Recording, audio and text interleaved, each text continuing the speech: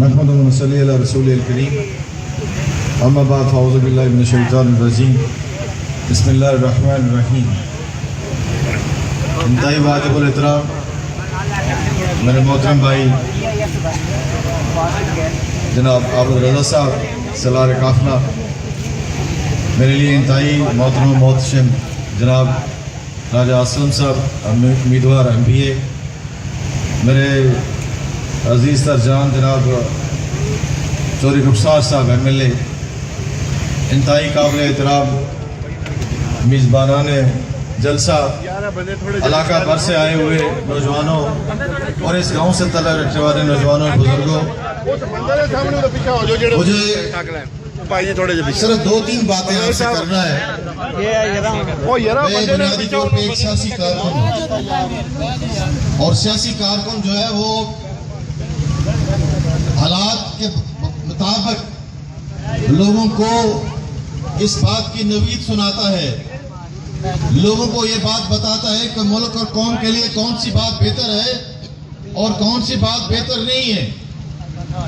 आजकल जो मुल्क के हालात हैं और जिन मुश्किलात में मुल्क गिरा हुआ है, उसका सबसे बड़ा जो इलाज है वो नारा है, जो नारा कायदे मोहतरम मियां मोहम्मद नवाज शरीफ ने आपको दिया है कि वोट को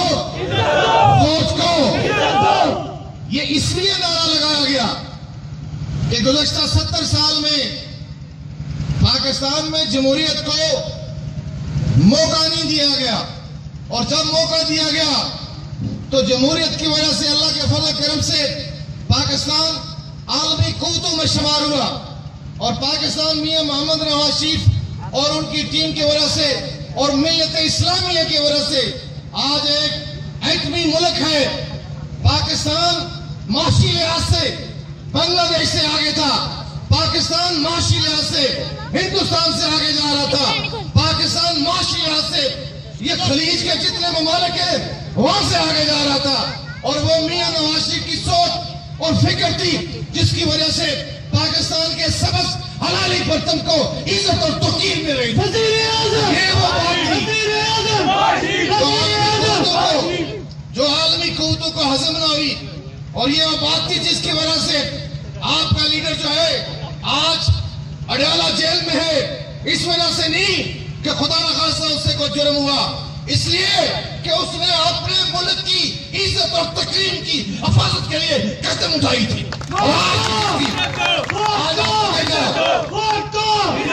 आज आपने देखा कि लोग चोरी करते हैं तो मुल्क से भाग जाते हैं, कोई स्विस में जाके बैंक अकाउंट बनाता है, कोई किस जगह बनाता है, कोई सरे मल बनाता है।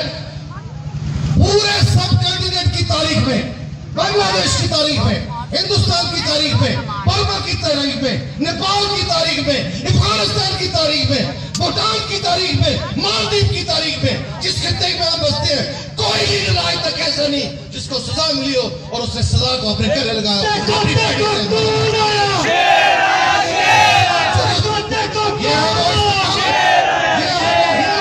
और ये है वो मुस्तकबिल जिसमें मियां मोहम्मद नवाज शरीफ पाकिस्तान को लेके जाना चाहते हैं।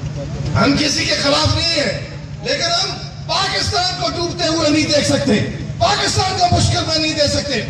कश्मीर में आज जो आपको बहारें नजर आ रही हैं, मेरा जैसा आदमी वर्कर जो है वो सीनियर मिनिस्टर है, इस बुनियाद पे कि हम मियां नवाज शरीफ के सिपाही हैं। और आज तामीर और तरक्की का वो दौर जो मेरे भाई ने आबद रज़ा साहब ने इस खत्ते में शुरू किया, वो हम आजाद कश्मीर में शुरू कर, इसका क्रेडिट आबद रज़ा साहब को जाता है।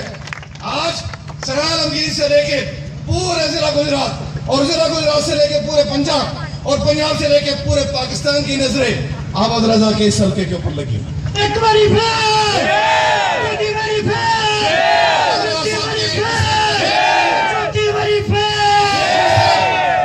मेरी सिर्फ आपसे यह इस्तदा है कि अल्लाह के इस शेर को आपने जो है वो साबित कदम रखते हुए एक दफा फिर जो है कामयाबी के साथ आगे बढ़ाना है। और मुझे उम्मीद है आप लोगों के ऊपर, पंजाब के लोगों के ऊपर, पंजाब के गैरतमंद लोगों के ऊपर वो शेर को दोबारा लाके पाकिस्तान को बाशिया से बहुत अहम मुल्क बनाएंगे और आगे लेके जाएंगे। वो लोग जो आज इस्लामी निजाम की बात कर रहे हैं, 6 मामलात करके 6 दफा तलाके देके जिनकी अपनी औलादें यहूदियों के पास पढ़ रही हैं, जिनकी अपनी औलादें वहां पे रह रही हैं, वो मुल्क की खिदमत करेंगे? ऐसा मुमकिन नहीं है। औलाद उसकी, बेटी उसकी, गायत उसकी पाकिस्तान में लेके आया, जेल में लेके आया।